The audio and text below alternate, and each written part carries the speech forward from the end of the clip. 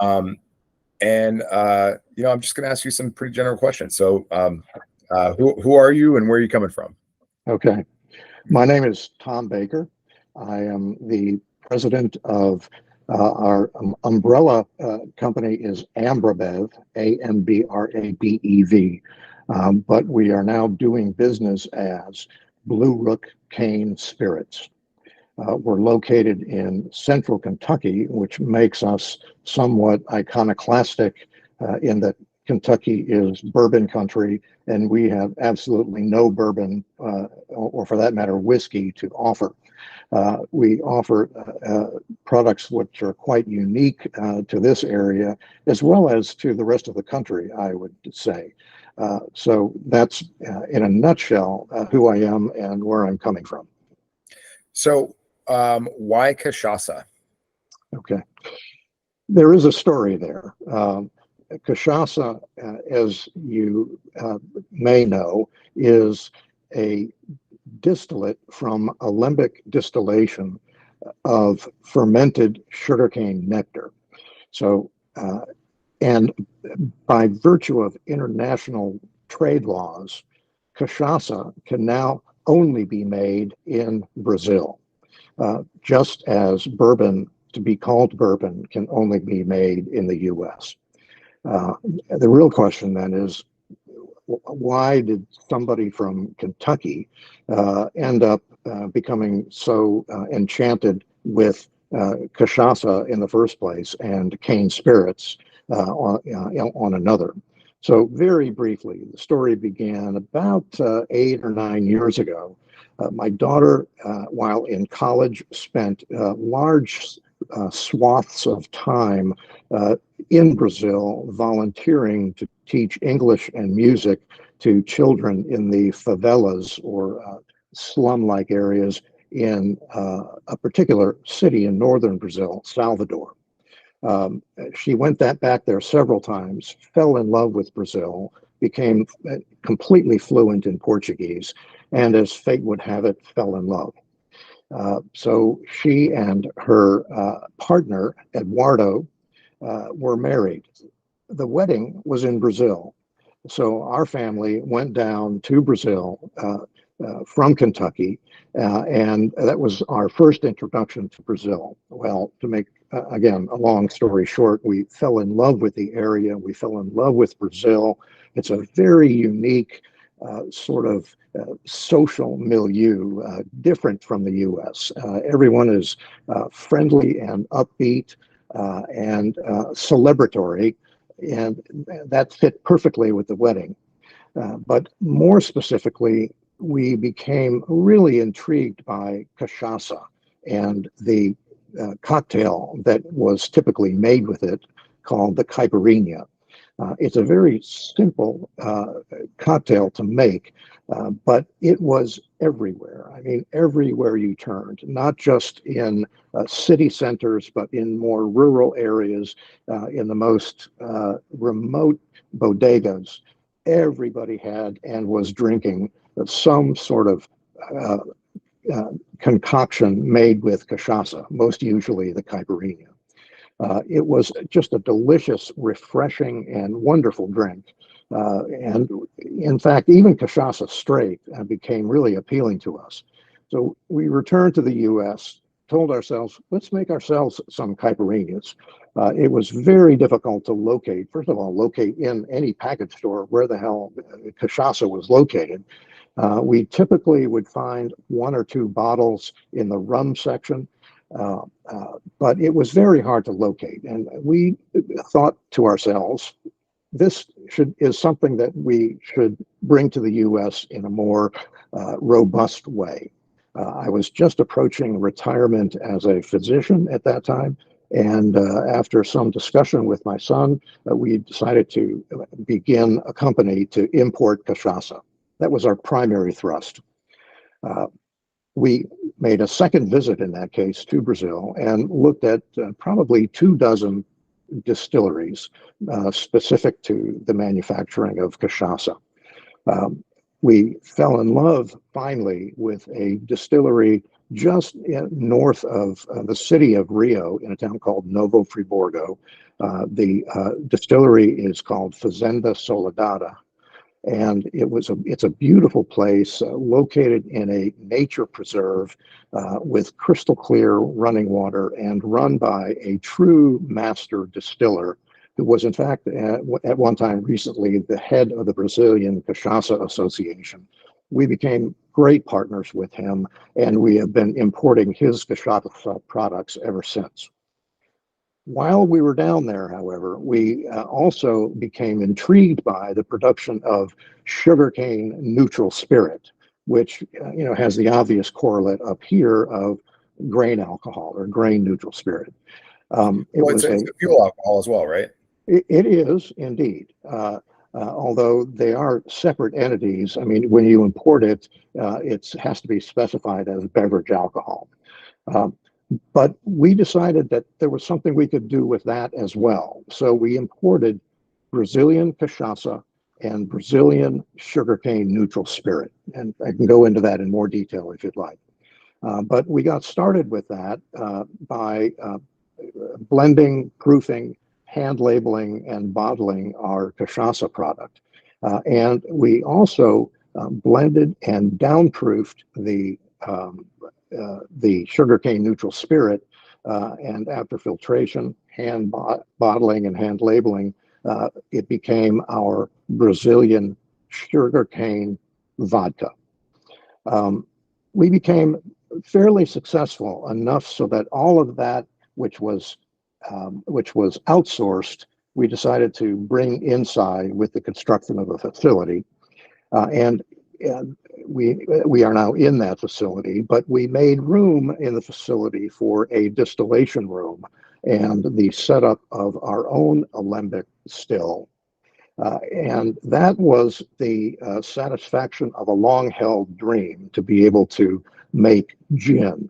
So after long experimentation and trial and error with multiple different botanical recipes, we now make a third category of spirits, namely a gin, which is made by the redistillation of sugarcane neutral spirit with strictly vapor infusion of our botanicals, with a tip of the hat to Brazilian culture by including in the botanicals acai and guarana, which are two berry-like fruits indigenous to Brazil. And we love it. We've had a great response to it. But that's how we got into cachaça and sugarcane spirits. How have you, that's fascinating, by the way. How would you characterize the difference between GNS that starts with corn, which is predominantly how it happens, right? Right, exactly. And sugarcane spirit, that's that using sugarcane spirit as a base. Yeah. Yeah, you're hitting a critical question, and one which we take very seriously. There is a difference in the production of sugarcane neutral spirit and the production of corn or grain neutral spirit. The specific difference, the biggest difference, is that when you take corn or any other grain, it is the substrate from which you want to extract ethanol. In order to do that, you have to ferment it. In order to ferment it, it has to be taken to a point where there are simple sugars, sucrose, fructose, glucose. Those are not readily available from corn. In fact, you have to cook the corn and make a mash. And the first step is just clearing out the starch granules to finally release the starch. And then through continued cooking, the starch itself has to be broken down into small sugar molecules. Only then can you then go to the production of ethanol in your mash by fermenting with yeast. And then it goes through the distillation process. With the production of sugarcane neutral spirit, one entire step is skipped because the sugarcane, which becomes ethanol, is first simply pushed through a press to squeeze out the sugarcane nectar. That nectar is comprised of about 85% simple sugars, glucose, sucrose, fructose. It goes directly to the fermentation tank. There is no mash production. So we're skipping that entire process. And then after fermentation, it goes into the alembic still, distilled to a proof of perhaps 100, 110, and then diluted down to the acceptable range for the drinkable cachaça. That difference is responsible, in my view, for two important points. One is that by avoiding the cooking process, you're avoiding the release of whatever cooking is going to do, not just with the release of simple sugars, but the cooking of the other fibrous elements of the corn, which is undoubtedly adding some congeners to your eventual mash, which then can potentially get over all the way to your end distillate, even if it's highly rectified. That won't happen with Cain, because all you're doing is fermenting what comes directly out of the sugarcane itself. That implies, and in our opinion is definitely the case, a much purer 96% ethanol neutral spirit. And I would offer that truly expert testers, if they're testing sugarcane versus corn versus wheat versus, say, grapes or potatoes, they're going to be able to identify where each of those came from in terms of the origins of the neutral spirit. But there's one more. Even at high proof. Well, of course, in order to taste it, you're going to have to get it down to something that is palatable, literally. So, but if you dilute it to say 100 proof and then taste, this is just straight neutral spirit, essentially vodka. You will be able to, a truly expert taster with a super taster, say, is going to be able to tell nuanced differences by virtue of where the alcohol came from originally. But there's a second point, and I don't want to burden you too much with these details, but the second point is that we're skipping a whole process, and that process involves heat and cooking, and there is a tremendous amount of energy consumed in that process. The second part of this second point is that cane itself, in comparison to corn, requires much less acreage for the production of the same amount of ethanol. In fact, it's about 25 or 30% of the amount of acreage that's required. It's an agricultural land-saving process to go for cane. And then with the energy production issue, literally going from seed or cane roots to the final distillate, and you look at all of the processes that are involved in BTU consumption. The BTU consumption for the same amount of ethanol for cane is about 20 to 25% of the energy production of the energy usage that's required for grain ethanol production. So it has a significant ecological implication for cane, as well as the fact that, in my humble opinion, it produces a much clearer adverse congener-free distillate. That's why we've been so intrigued by it. And so there you have it. That's a long discussion, but it's important to understand, in my opinion. I think the people that are going to see this that it's going to resonate with them. I had never thought about it in terms of being a 75% reduction in ground space, and that's setting aside the entire political issue of bumper crops and subsidized corn crops in the U.S. Right. But my next question is, as a physician, has anybody ever died of a hangover? Well, it's not a laughing matter. There's hangovers and there's true ethanol toxicity, and there are definitely people who die of literally an excessive amount of a one-time consumption of alcohol. That Well, definitely does happen. If okay, it's the usual I was hangover, you feel like you're dying, and you wish you were dying sometimes. But no, I would say that alcohol from the usual use of, I'm sorry, hangover from the usual use of alcohol will not be life-threatening.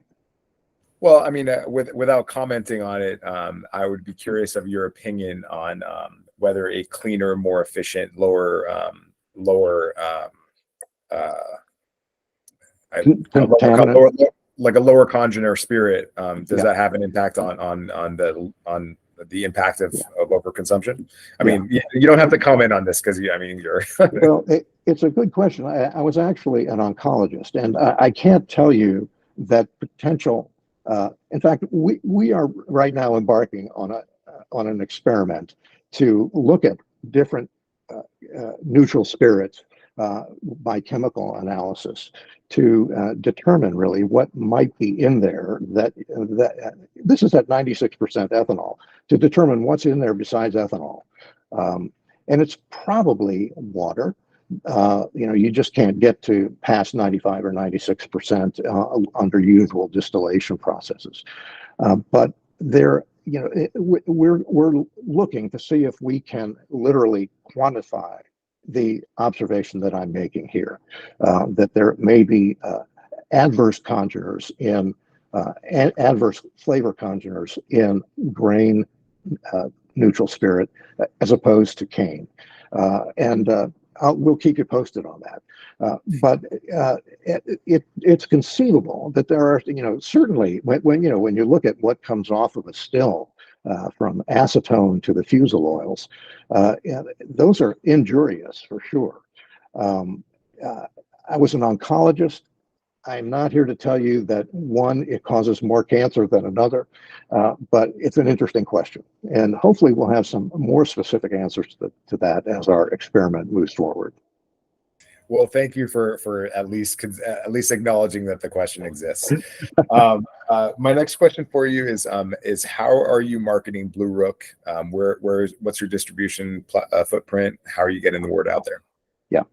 Okay. Well, we have a challenge because we're basically a startup.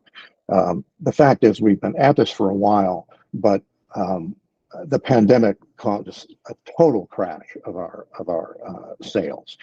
We lost our major distributor in Florida during the pandemic. It was a mess. It was exactly at that time that we introduced our gin, so we decided this is a good time to rebrand our product line. So now everything is under the Blue Rook designation or umbrella, and that's only been going on for about a year and a half. We have the additional challenge of trying to market for 3 different categories of spirit, one of which is a very niche product, the Cashasa. One is essentially a commodity vodka, and another is one which, in my view, is at the premium levels, one that it requires appeal to a very discriminating drinker in the gym. So that is a challenge, but we are working on marketing. In fact, we're in the process of developing a program where, through our focus on our own state, Kentucky, we are working on just getting the word out there, both with social media, free posting, and social media ads primarily. And we're appealing to the Kentucky connection. We are unique in Kentucky as a distiller that makes no bourbon. But Cain has an interesting history in Kentucky itself. The first settlers found that, and this is documented, that about 25% of the land was covered in cane. Now, it wasn't sugar cane, but it was cane. And several initial references to this area called it Cain-tucky. So, there's a connection there. And we're trying to take advantage of those nuances. Primarily, we're trying to, through our marketing, introduce a new spirit, Cashasa. make a claim to a unique stand in an otherwise commodity spirit with our sugarcane vodka. There are very few of those available. And making a case similarly for our gin, which is not only cane based, but is unique with the addition to our botanical recipe of those indigenous fruits from Brazil. So our from the standpoint of marketing, our primary focus is Kentucky. But we already have additional distribution in Wisconsin and in Florida. We're very shortly going to be in Illinois, and we also are on Libdib, which I'm sure you've heard of. And we have not made as much use of that as we can, but that's in the process of being developed. We are listed though on Libdib. Amazing. All right. Well, Dr. Tom Baeker, thank you so much for making the time to talk to Who's My Rep and everybody out there. So if somebody was interested in the brand, they would find you on your website, social media, and on Libdib. That's correct. Yes, the website is bluerookdistillery.com. And I'll be sure to put that up. All right, very good. Okay, thank you so much. I really appreciate the chance to talk with you. All right, thank you, Tom. All right, take care.